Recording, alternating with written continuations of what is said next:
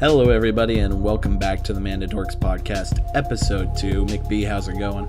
It's good, Tasty. How you been? I've been really good. So you know what I've been excited for this whole week, McBee? Please tell me.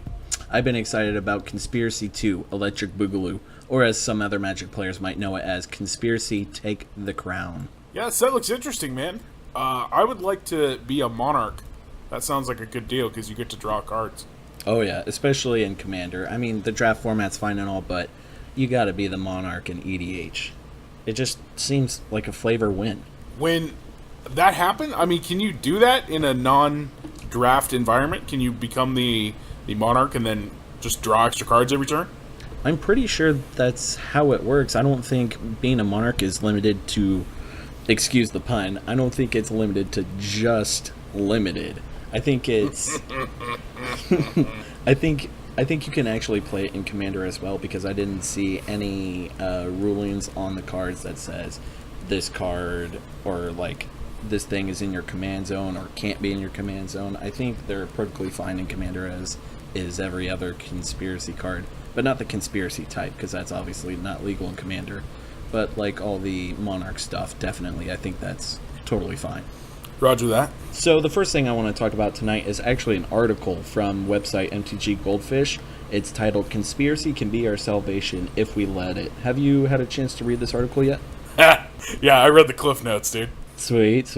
I read the whole thing, of course. Okay, so essentially for the people who haven't read it, and if you want to go ahead and take the time to look it up, you can. It's called Conspiracy Can Be Our Salvation If We Let It.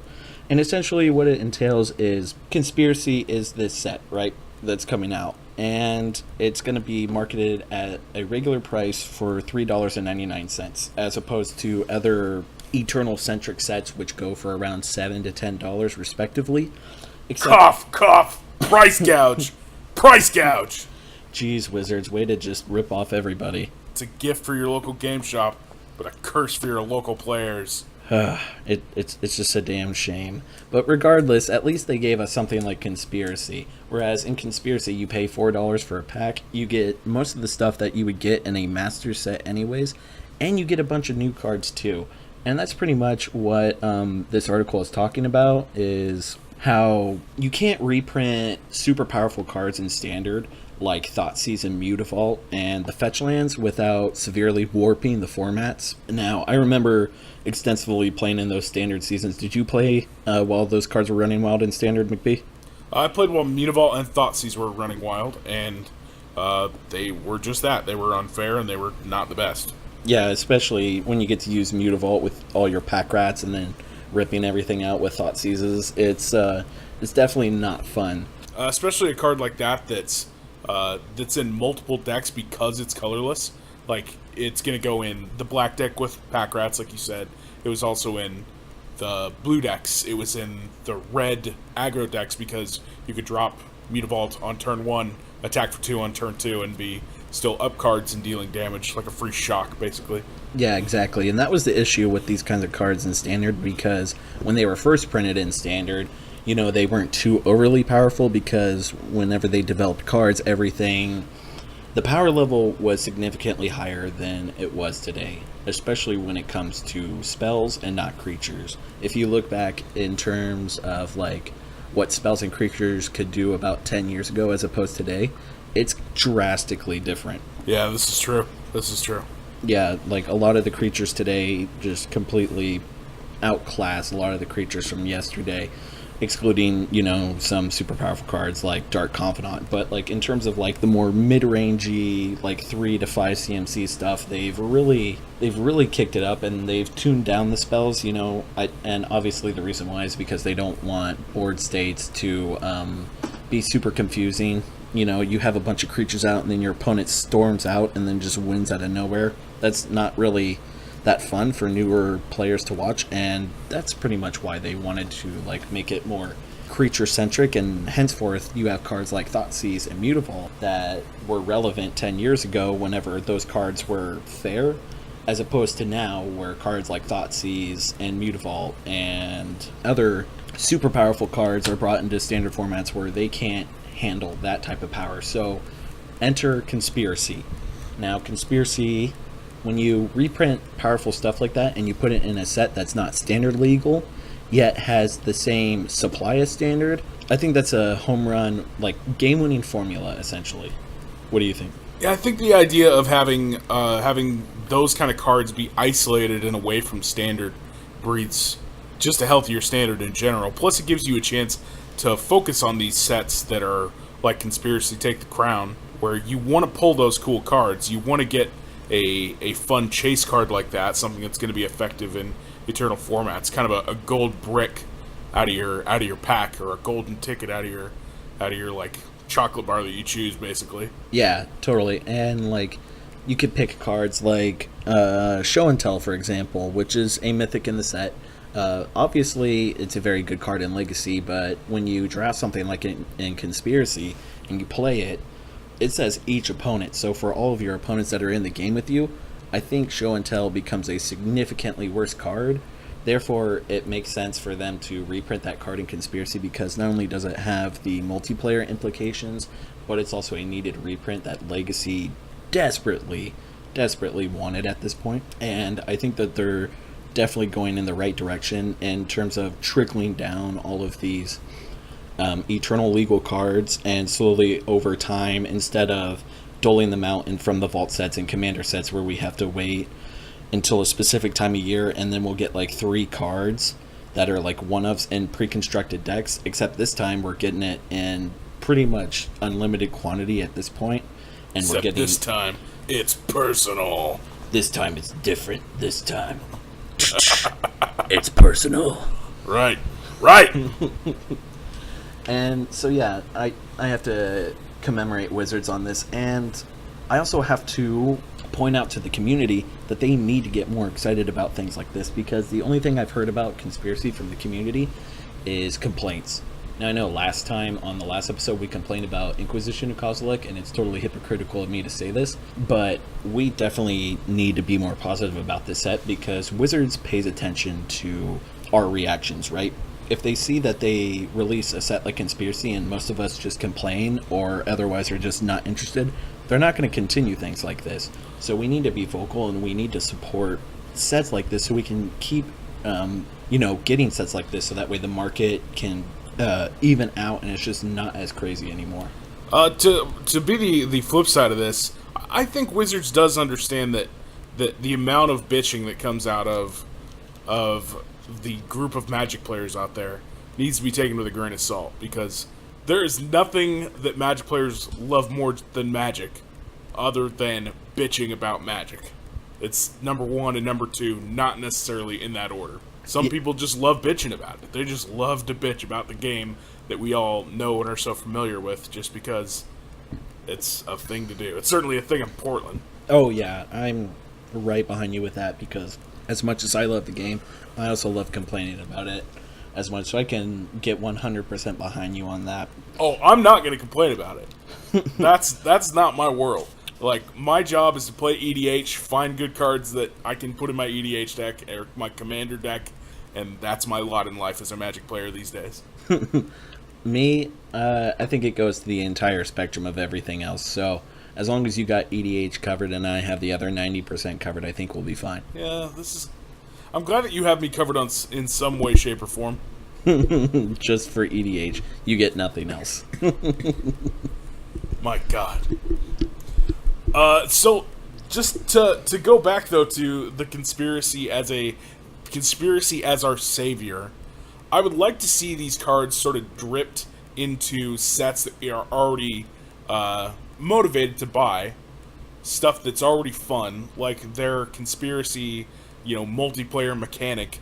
It ropes people in. It's something fun and semi-eventful to do. Plus, it gives us access to cards that we wouldn't normally have via, like, if you put, like, Show and Tell and Berserk, for instance, in some sort of, like, from the vault package, as you said earlier. People are semi-excited about it, but then they're also paying for a bunch of other garbage that they don't need out of a from the vault set that you can't really play with, or that you aren't motivated to play with, versus the Conspiracy sets. You already want to play it, you already want to draft, do your $12 draft or whatever, or $15 draft to draft Conspiracy with a bunch of friends, and the bonus is in addition to this fun experience, you also could get super dope cards. So game on, I think. Right, definitely. And what helps that out the most is the new cards that actually come in Conspiracy. Because, yeah, if you buy a From the Vault or a Master set, you know what's going to be in there because you've seen the cards before. You've played with those cards before. As is with this new Conspiracy thing, it's a whole new format. Game fucking on at this point.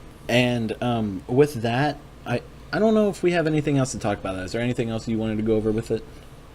No, I'm just glad to see these cards get reprinted in a set that people will actually want to buy, want to use, and just for the funness of the set, just for the level of fun from the set, the extra cards that you can get are just a bonus. The extra reprint cards like Berserk and Show and Tell and things like that.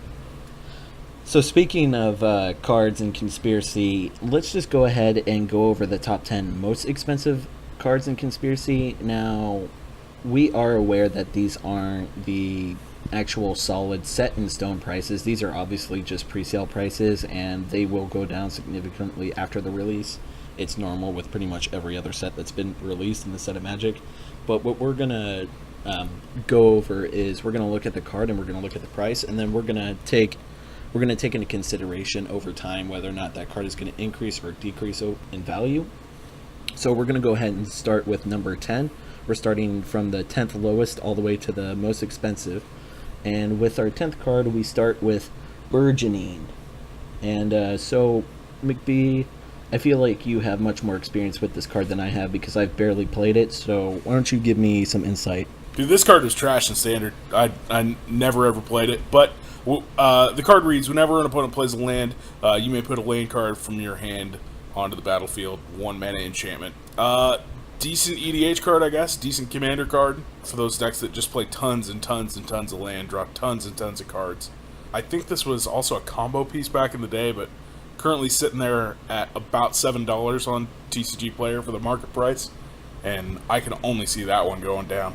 Yeah, to be honest, I think $7 is a bit too high, and the price before it was announced being reprinted was definitely way too high, and I can't see myself paying more than $3 to $4 for a card like this because while, yeah, the effect is powerful and you get to take advantage of your opponent's playing lands and you get to put your own lands into play, you still need those lands in your hand.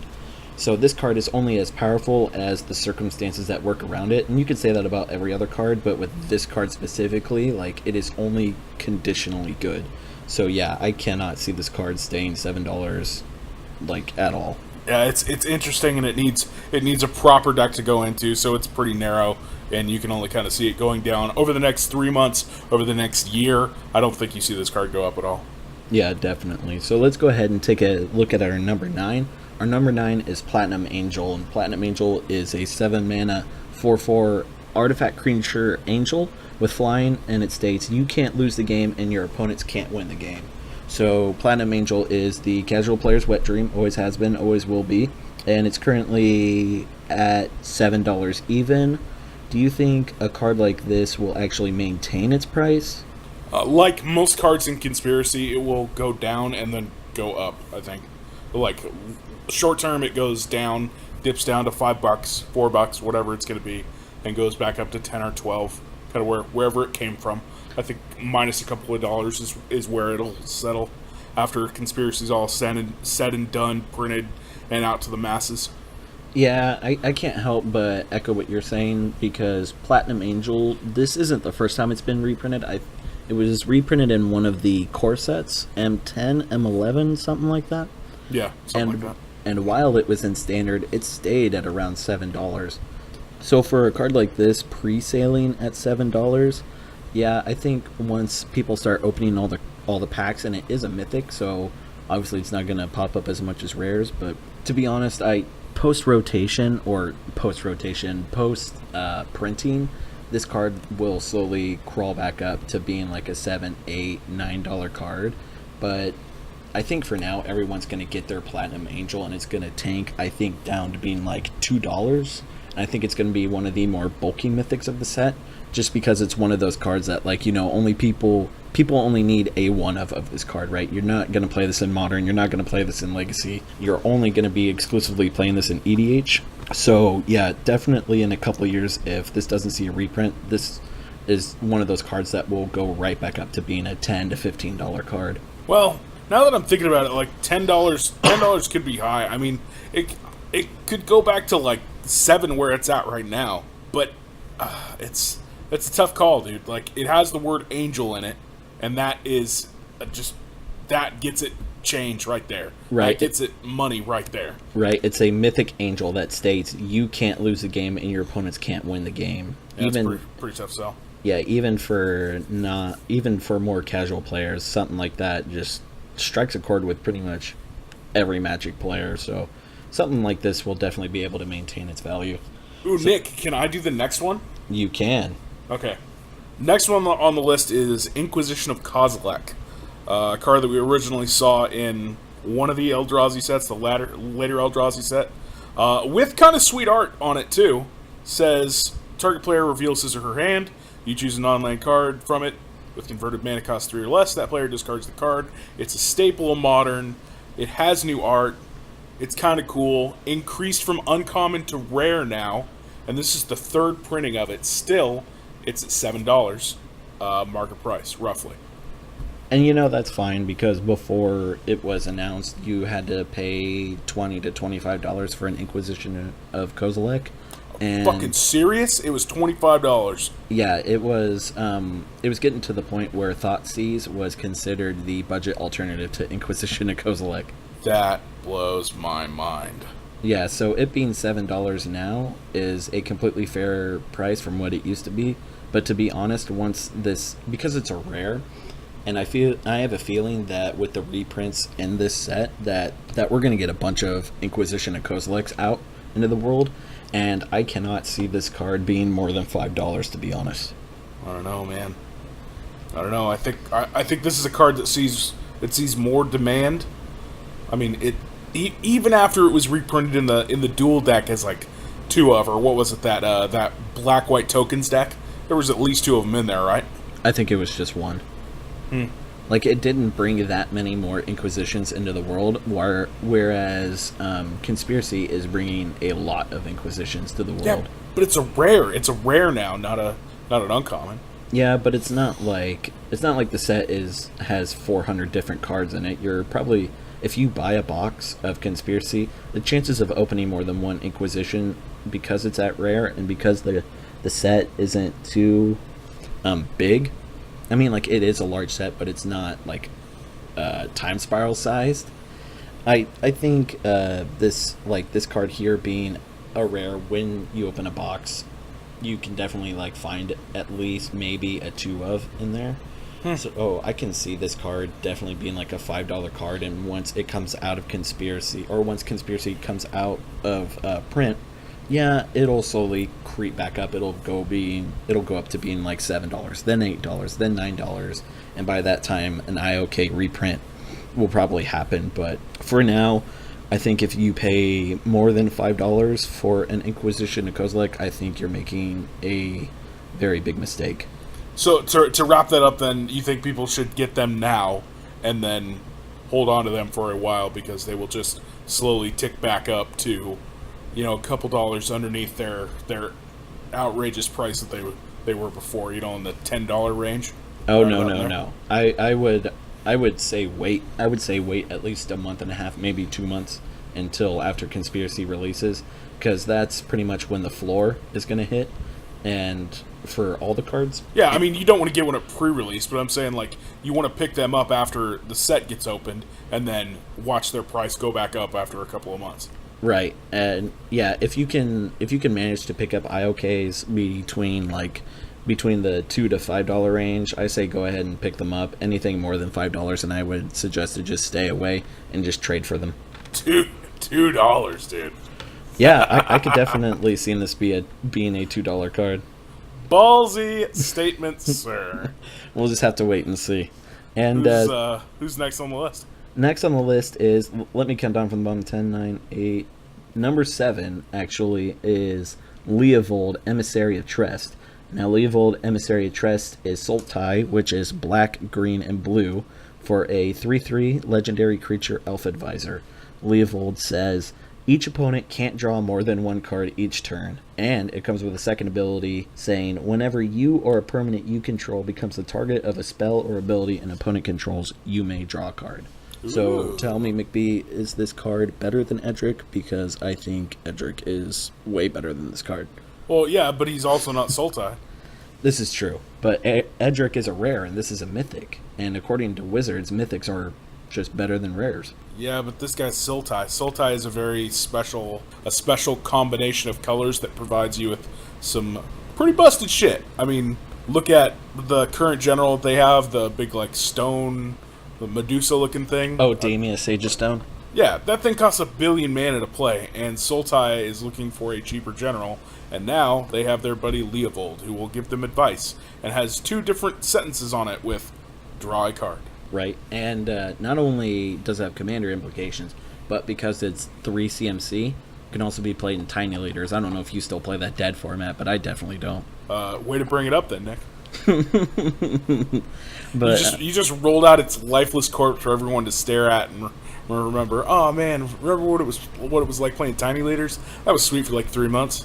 Right, I loved playing tiny leaders. I'm actually really bummed that it died off entirely because I actually enjoyed playing the format. Well, you can thank Magic players for solving the format, jerk-offs. Yay, at least we get a new Sultai general. Maybe we can bring it back from the grave. Yeah, because before you had to just use the blue-green black gray ochre, right? Right, it's just like blue-green black, and then it's like a 3/3 with no abilities, and that's it. Pretty boring.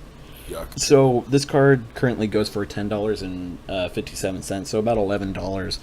You think something like this will maintain its price, or you think it's going to decrease? I mean, if it's good, it could go up, man. If it finds a place, it could go up, but probably down. I mean, yeah, I can't see. It's probably down. I cannot see this seeing any play in Legacy. I mean, like maybe as like a random 1 or 2 of, but in most like Sultai decks in Legacy or Bug, they want to play things like Shardless Agent, where Shardless Agent can get you Goyfs and Abrupt Decays and Ancestral Visions, whereas Leovold can draw you a card if it gets targeted or if you get targeted. Yeah, but in Legacy though, like your opponent is on the Brainstorm plan and Leovold stops them from doing that, or they have to dedicate a bolt to it, and they burn a bolt and go down a card in doing it because they have to target one of your permanents, right? Right.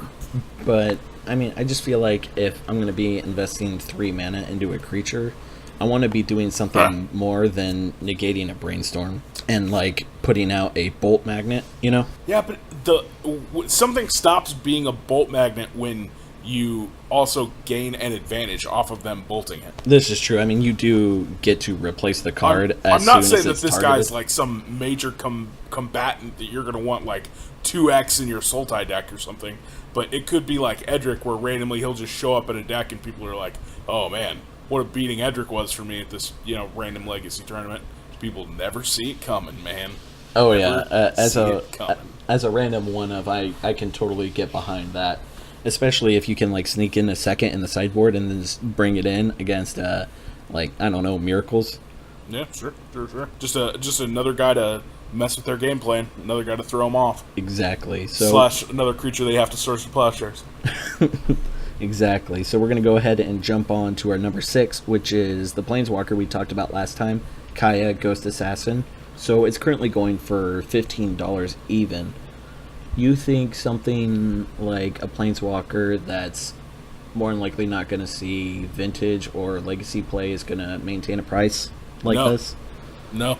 Yes. And she's not good in Commander either, so. Yeah, I can't help but feel the same. Like, she's a very build around me type. Like, you need to be using a lot of enters to the battlefield effect type creatures in black and white. In black and white, like, yeah, there's a few really good enters the battlefield effects, but in terms of synergy with Kaya Ghost Assassin, I think there's better paths that you could be taking in like black-white decks for EDH. Like, there's 3 different Sorens that are kind of just better than Kaya, so I can't justify ever paying more than like $10 for a card like this. Yeah, I feel bad for the old girl because it's not like she had a choice in the matter, but she's just not that amazing. She's for a commander deck, she doesn't really do much. I mean, the discard and draw is something, I suppose. The life is basically a wash, is nothing. And she has a lot of loyalty and no ultimate, so I just don't think she's splashy enough for Commander. I don't think she's really doing much in Modern, because you're probably going to be on the Lingering Souls Sorin plan if you're doing anything with black-white. Well, you can't play her in Modern. Yeah, exactly. Yeah.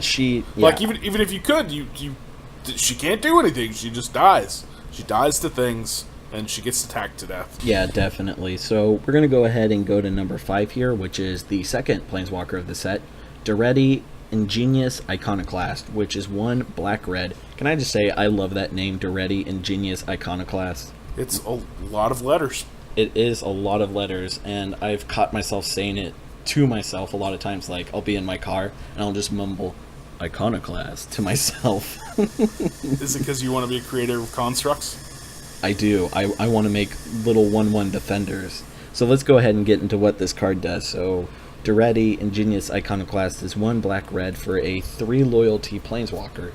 Its +1 is put a 1/1 colorless construct artifact creature token with Defender onto the battlefield. Its -1 is you may sacrifice an artifact. If you do, destroy target artifact or creature. And its -6 is choose target artifact card in a graveyard or artifact on the battlefield. Put 3 tokens that are copies of it onto the battlefield. This is the Planeswalker that will actually see Legacy in Vintage formats. I'm going to call it now. Nope. Commander only. You think Commander only? Yep. Okay. Well, he does cost 3, though. He costs 3. He costs 3. He costs 3, and okay. So Legacy.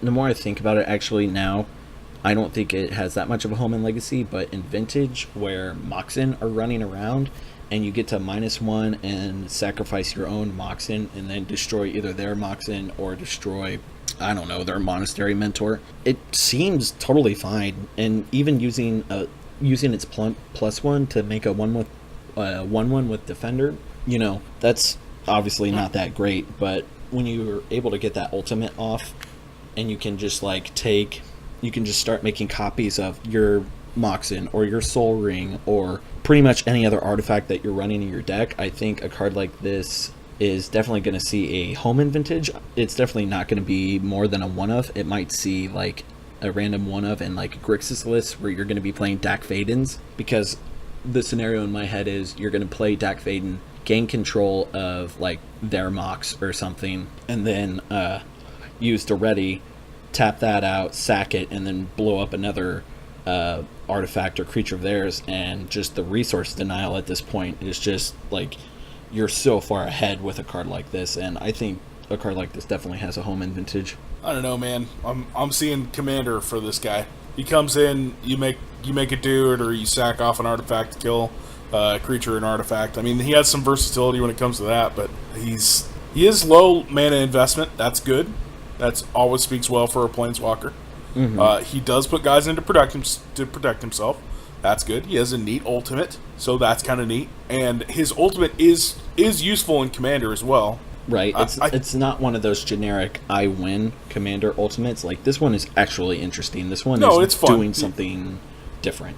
Yeah, absolutely. I mean, he doesn't say draw a card on him, so he's all right.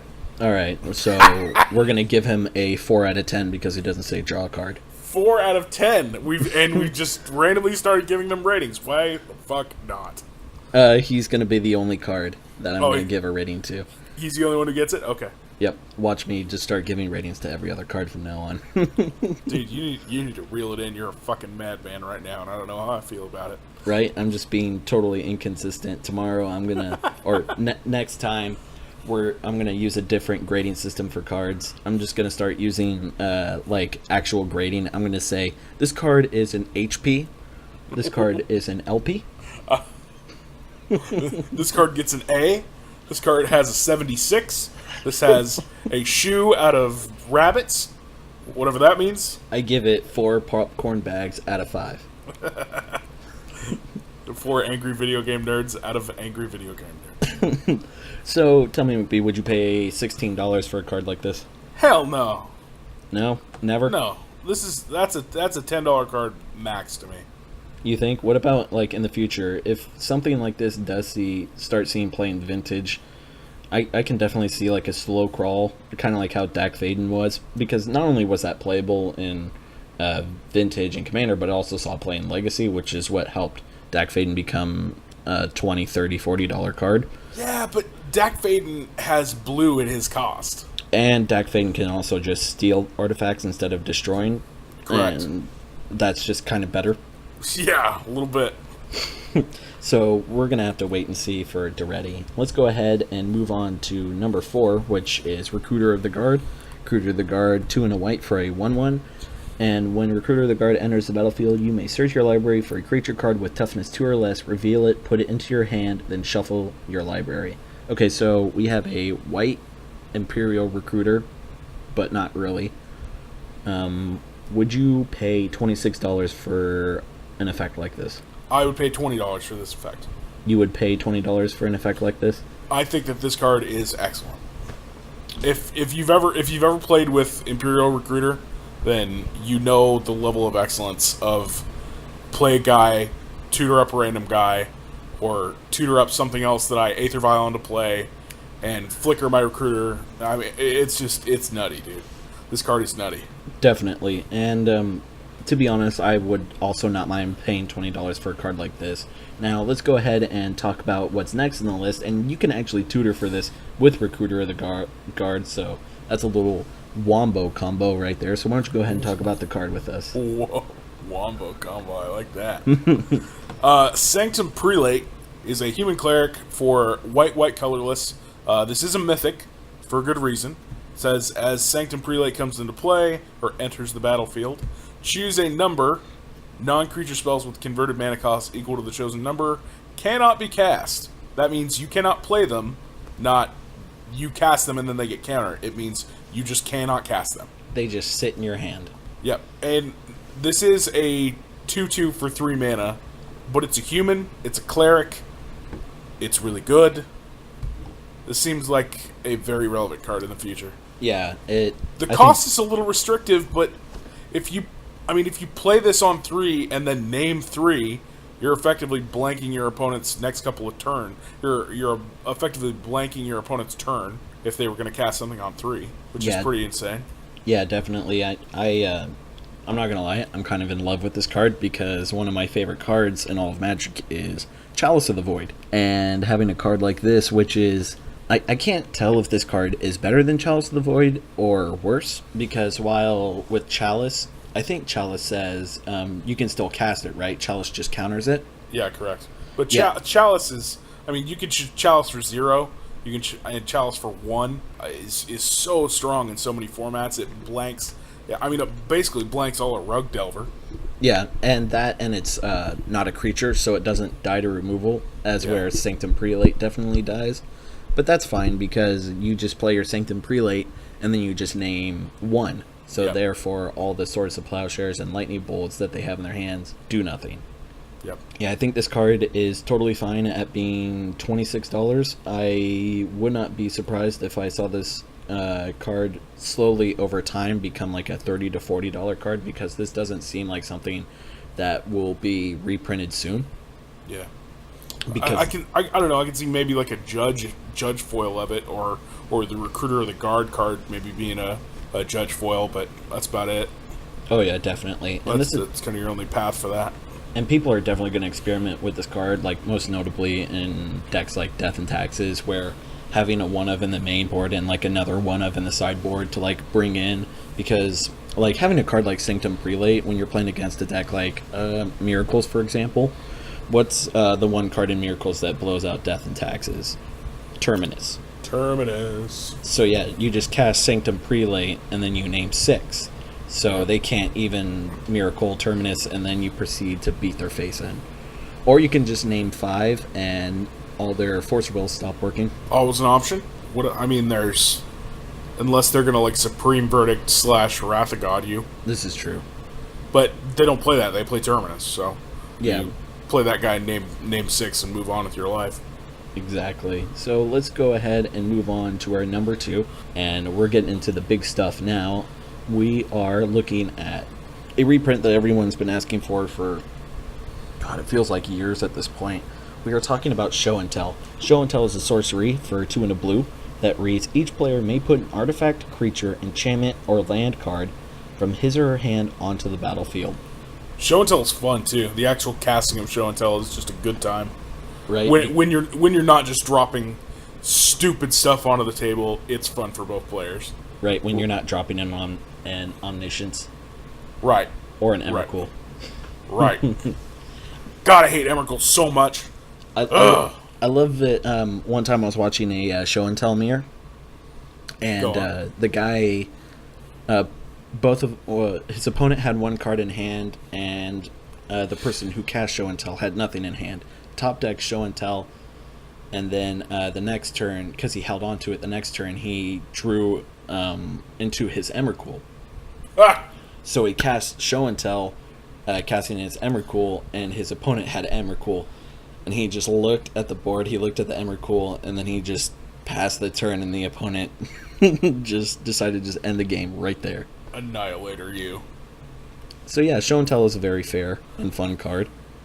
It's just neat that both you and your opponents, you and all the people playing, they get to choose their card, and then at the same time, everybody flips it over. It's a fun card to cast. Yeah, But, do you want to hear a fun story about Show and Tell, Nick? Please tell me. I used to work for a guy who runs a card website now. Work for multiple people like that. But the guy who runs Alpha Beta Unlimited, I worked at his house sorting cards when I was like 12 or 13.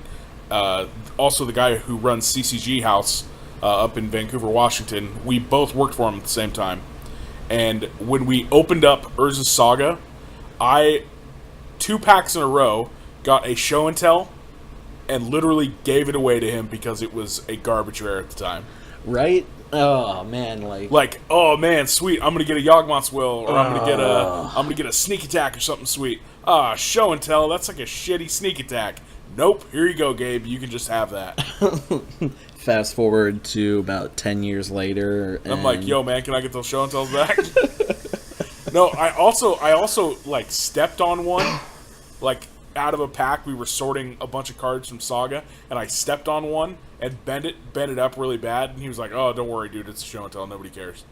Look back now, I'm like, "Oh, what have I done?" The annihilator of Show and Tells. Yep, call me Emrakul. I'd be annihilating. So it's currently going for $30 pre-sale right now, and I think that's a completely fair price considering that it's been hovering between $50 to $70, $80-ish dollars for years now at this point. So $30 obviously is going to be cheaper.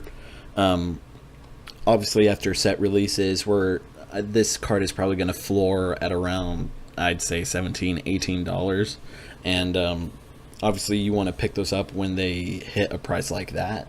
Do you think that it's going to go as low as that, or you think $20?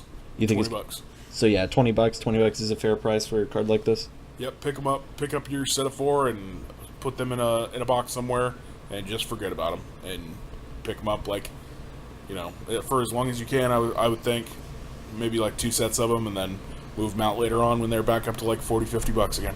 Oh yeah, definitely. So here we are. We've reached the end. We've reached number 1. Why don't you go ahead and finish us off here? Number 1 card, Birds of Paradise. Not close. Number 1, Birds of Paradise. Number $45. 1 card is Berserk. It costs 1 green mana. It's an instant. It's a mythic, and it was originally printed in Alpha, Beta, Unlimited, and from the Vault set, or the only printings of it. It says, cast Berserk only before the combat damage step. Target creature gains trample and +X+O until the end of the turn, where X is its power. At the end of the turn, the end of the next end step, destroy that creature if it attacked this turn. But you can regenerate, bro. That's why it's good. Because it's just destroy. Is that really why this card's good? No, this card's boss because it's good. It's just good. It's Berserk. Yeah, man. It's Nutter Butters. It's good in... obviously, the Infect deck plays it. It's a card that I've seen in Commander to fun effect. I've seen it in Rafik before. Let's see what else. I've seen it in Stompy. Just regular-ass Stompy decks. It is a pretty sweet card just in general, and the art is still cool. It's the same from the vault art. The original art is interesting and obviously very alpha beta unlimited style art. So the update is appropriate, and it's the #1 card for a reason. It has a couple of reprints, but it's something that's been sought after for a long time. And hopefully this printing will drop the price of it a little bit, because it's a card that I think is useful in a format like Legacy or like Vintage, something that's fun, that's fast, that is swingy, but it's not without its risks and or rewards. Oh yeah, definitely. There was someone that I was talking to at my local LGS, and they were talking about how they're getting into Legacy now because they have a modern Infect deck, and now they can just get Berserks on the cheap and just convert it into a Legacy deck. And with a card coming out, being reprinted like Berserk, and giving credence to people being able to convert their modern decks into Legacy decks is fantastic, and I think that's something Wizards wants, and it seems like something that they did intentionally, because Berserk is a card that a lot of people asked for in Eternal Masters, and they're really surprised when they didn't get it, because it's not something that's like super like powerful. Yes, it is like the best giant growth ever printed, but it's not a busted card. It's just a very, very good card, and I'm really glad that they reprinted it. Yeah, I think Wizards. I think that Wizards has to leave something in the tank for a set like this, because if they had printed it in Eternal Masters, then we wouldn't have a Berserk, and we wouldn't have another high watermark for this set. Right, we'd all just be buying Conspiracy just for the show and tells and Sanctum prelates. Yep, and the little recruiter guy, who I'm telling you is going to be busted, Tasty. I want to believe you. I want to believe that this card is going to be busted. It's just one of those things where I'm just going to have to see it to believe it. Now, the community as a whole has obviously responded to this, because I don't know if you've looked at the price of Allurn lately, have you? No, I'll bet it shot way the fuck up, though. Yeah, it exploded in price. I think it might have settled down at this point, but yeah, when it was shown that little Imperial Recruiter was being printed, like Allurn just shot through the roof. Believe that. Which is fine. They can just reprint that in a future Master set or in Conspiracy 3. Dude, Allurn is a good deck. And the fact that it has Imperial Recruiter in it prices so many people out of playing it, but it's nasty, man. Yeah, I played against it like a couple of years ago when I did well at the Star City Games Open, when I like got top 32 or something like that. And this guy from Seattle was playing it against me, and it's tough. It's tough to play against. At least it was for my shitty Maverick deck at the time. Well, now you can get a much cheaper version of Imperial Recruiter. Hopefully it won't be too detrimental to the plan of the game. Does Allurn decks, do they usually run white? No, but I'm sure it wouldn't take much convincing. But there's one guy that you can't get with it, and you can't get the like Dream Stalker dude or whatever it is. Oh, that weird 1/4. Yeah, you can't get that guy with it, whereas you can with Imperial Recruiter. But you can get Cavern Harpy, and you can get other pieces. Right, is important. I mean, it's not like there isn't 14,000 unique cards. There's something that's got to work with Allurn and Recruiter of the Guard. If not, something in the future is definitely going to come up. To the window, to the wall. I do want to say honorable mention on this list for reprints in this set. Go to Ghostly Prison and Burning Wish, along with Bird's Paradise. Yeah, I'm really excited that Bird's Paradise is coming back. Good for the draft format, at least. And more birds is always fine. This is like the 15th or 16th printing of the card, and I wish I was exaggerating, but I'm not. I wish they'd have chosen the old art for it instead of the new Ravnica art, because I'm sick and tired of the new Ravnica art.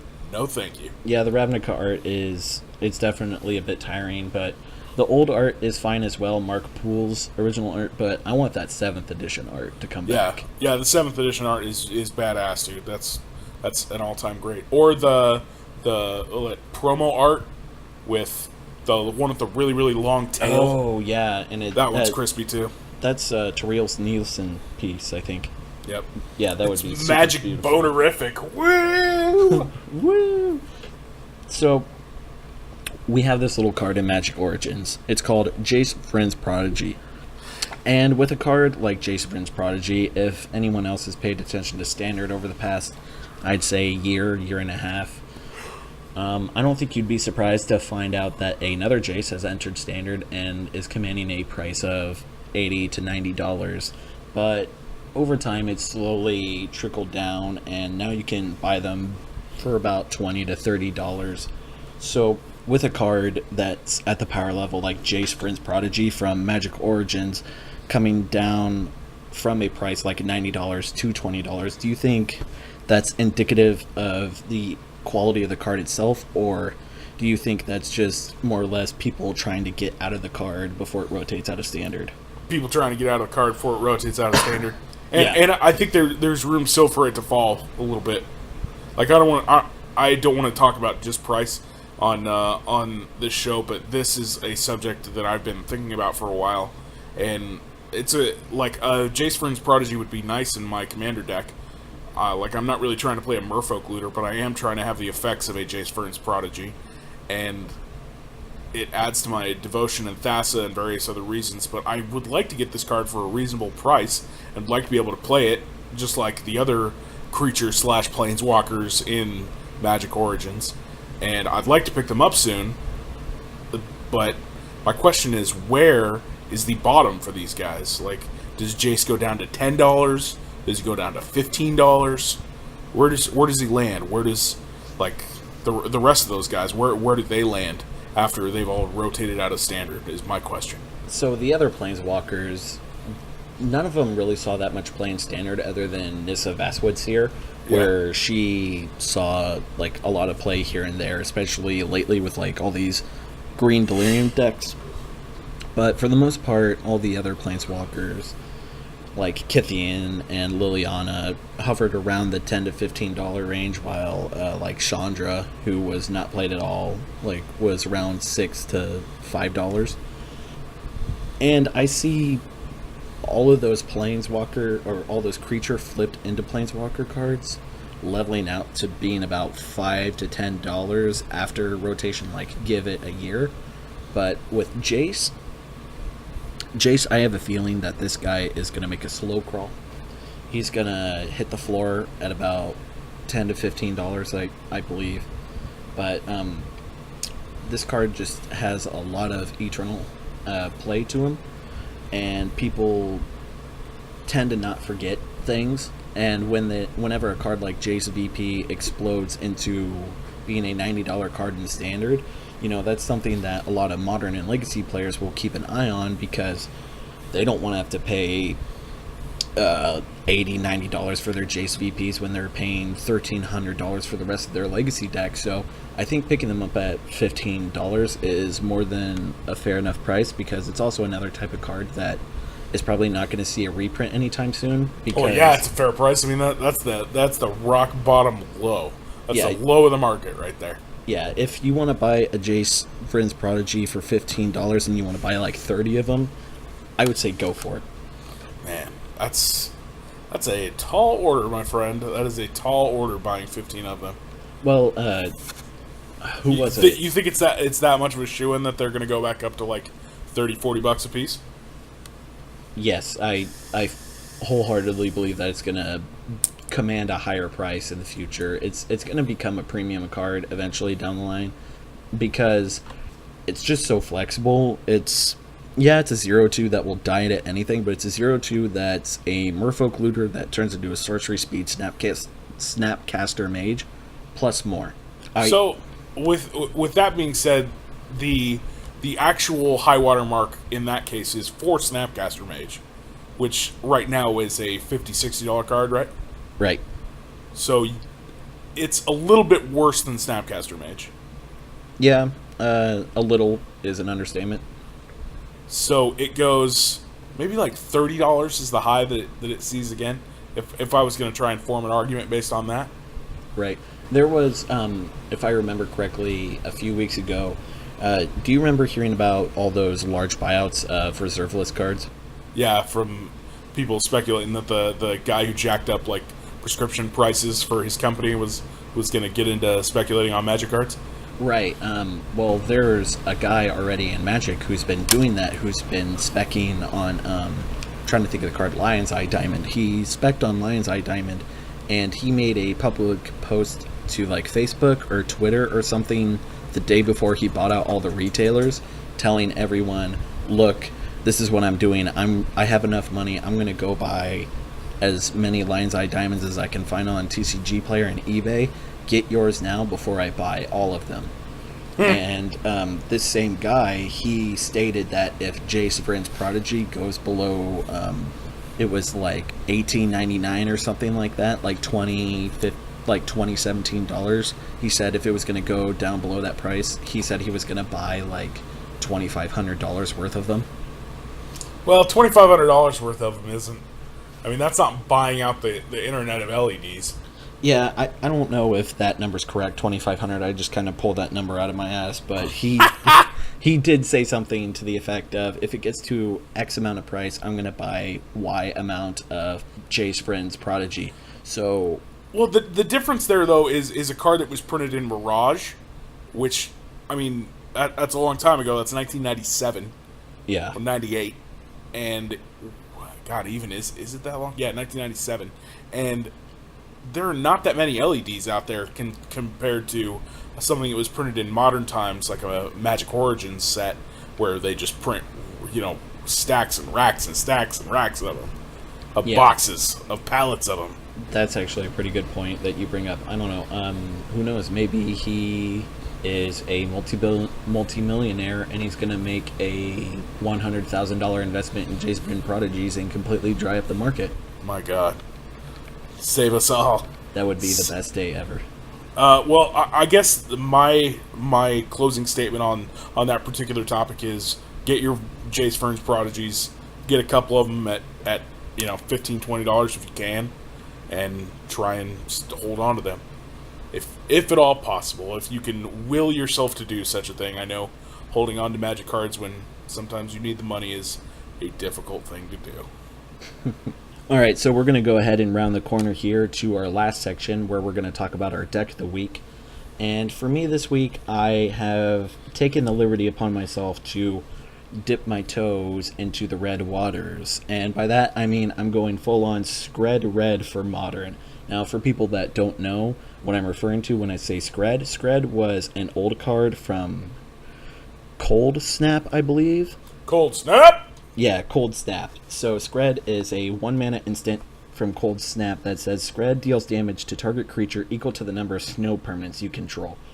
Now, with the Scred Red deck, all of our lands are snow lands. So this 1-mana instant will pretty much kill everything in the format, which is a considerably large argument to play a deck like this. Because not only are you playing cards like Scred and a bunch of snow permanents, but you're also going to be playing things like large red creatures like Pia and Kiran Nalaar, Stormbreath Dragon, Wormcoil Engine, and you're going to be playing like a bunch of, obviously, lands, but you're going to be playing a bunch of artifacts to help get those things out. Like, you're going to be playing 4 Mind Stones, you're going to be playing Koth of the Hammers to add more mana, and you're already running 22 lands, so having this list full of 4 and 5 and 6 drops is totally attainable when you're going to be playing cards. When Is this a modern deck? Yeah, this is a modern deck. Sweet. Yeah, so we're also going to be playing the Lightning Bolts. We're going to be playing some Relic of Progenitus, not just as a Graveyard Exiler, but as a Cycler. We're going to be playing 3 Pyroclasm. We're going to be playing some Blood Moons because, well, this is a mono red deck, and we might as well be playing Blood Moons. Hell yeah. We're a single copy of Sword and War and Peace, which I think that might just be my favorite card in this entire deck. 3 Volcanic Fallout, so that way you can use those in tandem with your Pyroclasms to make sure that nothing stays on the board on your opponent's side. We also have a Planeswalker package with 1 Chandra Pyromaster, 1 Sarkhan the Dragon Speaker, and 3 Koth of the Hammer. Oh, and a single Batterskull as a tutor target for your one of Godo Bandit Warlord. Yeah, this deck is just sweet. It puts a Godo in it? Yeah, this might be my most favorite modern deck that I've come across in a long time. That's sweet, man. It kind of reminds me of like Mirrored and block big red with like Pulse of the Forge and stuff in it. Right. It doesn't play Pulse of the Forge, does it? Let me take a look. I'm going to take a look in the sideboard. I'm gonna guess it doesn't play Pulse of the Forge. It does not. I'm sorry to disappoint. Oh man. But we do get to play Stone Rain and Boil and Molten Rain. Yeah. And Gut Shot and Dragon's Claw of all cards. No, Dragon's Claw is a good one against the red decks. That's probably a deck where you do not want to see another like aggro red deck. You don't want to see another one of those because they're probably going to take you down pretty quick and not be stopped by your Blood Moons at all. Oh yeah, for our listeners at home, if they don't know what Dragon's Claw is a 2-mana artifact that says whenever a player plays a red spell, you may gain 1 life. So yeah, it's pretty much the best card you could ever play against a red deck. No. No, I think the best card you could play against a red deck would be, I would say about 15 planes and 45 healing salves. What? Yeah, you'll never win, but your opponents won't ever burn you out either, so it's fine. What about Leyline is Sanctity, Nick? What about that's Circle of Protection red? That's for chumps. What about Warmth? Nah, we don't play that. What about Warmth that is literally just 2 Dragon Claws? It'll be 58 islands and 2 Dragon Claws. Oh my god. So why don't you go ahead and go over your deck with me? My deck is a Mardu, also a modern deck, Mardu control deck that employs just a lot of the good spells that are in the format currently. Your 4 IOKs, 4 Lightning Bolts, 4 Path, 2 Thoughtseize, 2 Dreadbore, a Lightning Helix, a Terminate. Dreadbore? Yeah, it plays 2 Dreadbore. 4 Lingering Souls, because you got to kill Planeswalkers, you know. Or just dome out a Tarmogoyf just dead. And then it has 8 Planeswalkers in it, which is sweet. 4 Liliana, 4 Nahiri, the Harbinger, and I'll bet you can guess one of the 5 creatures that it plays in the deck. Would it happen to be a Kurdape? Moving on, it's the 15-mana monstrosity, the spaghetti monster himself, Emrakul the Aeon's Torn, one of my least favorite cards that exists in Magic, and 4 Dark Confident, Emrakul's best friend. Oh man, that just seems like the play of the year right there. You just use that Dark Confidant and then dome yourself for 15. Sounds perfect. You gotta have some skin in the game. Gotta take a risk. Yeah, man. Risk it a biscuit. And then it plays 25 lands, including a couple of Shambling Vents, and there's something else that was neat on here, too. Nope, Shambling Vents, coolest land in the deck. And then your sideboard is, like, some timely reinforcements, Kalidas, Trader of Get. Kalidas? Yep. A couple of Rest in Peace, Thoughtseize, Engineered Explosives, probably to blow up people's, various and sundry things. Okay. What I don't see in here... Oh, okay, there we go. We got a Wear and Tear in there also. So you can blow up people's Blood Moons and things like that. Yeah, it kind of seems like a necessary card, especially since you're playing both red and white. Like, Wear and Tear in the sideboard. Yeah, I think in a deck like this, if you see that your opponent is playing... that they're playing a deck that's probably going to be Blood Mooning you, you're going to want to get your Swamp and your Plains out as fast as you possibly can. In Modern, I just like having some basic lands in play. It's just good. It's good for life. And you can also play your Shambling Vents, which I also really like in that list. I am a big fan of Shambling Vent. I think it's one of the better man lands out of the entire cycle of 10 that we have now. Being able to get a 2/3 lifelinker for 3 mana out of your lands, I wouldn't say it's like within the top 3 or top 4. I would say it's probably like the 5th best man land, but I'm definitely a big fan of Shambling Vent, especially in a deck like this where you're going to be paying a bunch of life off of Thoughtseize, and you're going to be leaving yourself wide open with like all these weird cards like Liliana and Nahiri, where you're essentially not commanding that big of a board presence. So having a card like Shambling Vent, I think, is a really good call. Yeah, you need to be able to gain back some of that life and just kind of peck away at them every once in a while with your lands without really investing cards into the board state, because that's the beautiful thing about man lands is you just get like the color fixing out of them. They're such a fun and well designed aspect of competitive Magic, having those kind of man lands out there. So thank you, McBee, for coming along with me tonight. You're welcome on many levels, Nick. And we will catch you guys next time. I'm out, bitch!